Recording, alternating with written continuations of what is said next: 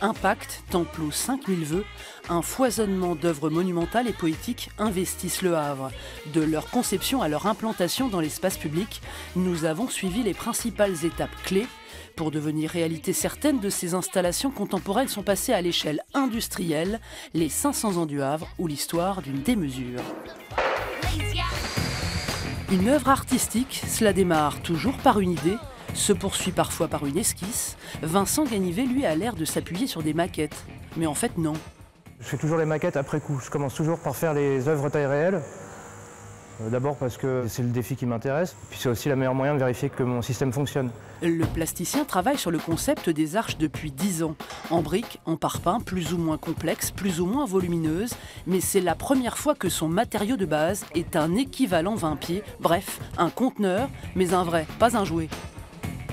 J'ai proposé le conteneur pour des arches sur le ton de la blague et j'ai été étonné de voir en face de moi des gens réagir et positivement. En face, c'est Jean Blaise, le directeur artistique d'un été au Havre, et Artevia, son équipe chargée de la mise en œuvre. Il est allé chercher les créateurs, il a choisi dans la ville les lieux pour accueillir leurs installations. À l'église Saint-Joseph, ce sera l'artiste japonaise Chiharu Shiota. Et quand j'ai commencé à penser à cette église magnifique, qui pour moi est une des merveilles du monde, à quel artiste pouvait répondre justement à cette ambiance, à cette spiritualité, j'ai pensé à elle. Et donc je l'ai fait venir au Havre et je lui ai demandé de travailler là. Et elle a imaginé cette esquisse, ce tourbillon qui part dans le clocher. L'église Saint-Joseph aura son œuvre, le bassin du commerce en plein cœur de ville aussi, et cette fois une œuvre pérenne, Impact de Stéphane Tidé, une performance artistique proposée par ce virtuose des installations aquatiques. Dans ce calme, quelque part, que propose ce lieu, il m'intéressait de venir un petit peu le perturber, venir un petit peu lui amener de l'énergie, de la contradiction.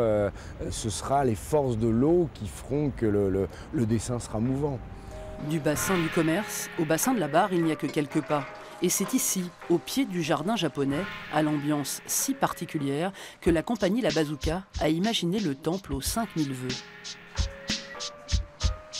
On s'est dit, bah voilà, on va essayer de créer un continuum entre l'énergie qu'il y a dans ce jardin et essayer presque de faire sortir le jardin dans le bassin. Et au départ même, on voulait reproduire la fontaine entièrement pour que justement on puisse utiliser l'eau du bassin. Et bon, voilà, on a été obligé de revoir nos ambitions parce que techniquement c'était vraiment trop difficile.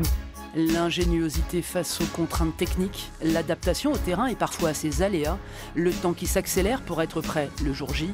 Demain, nous serons au cœur des équipes techniques et artistiques d'un été au Havre.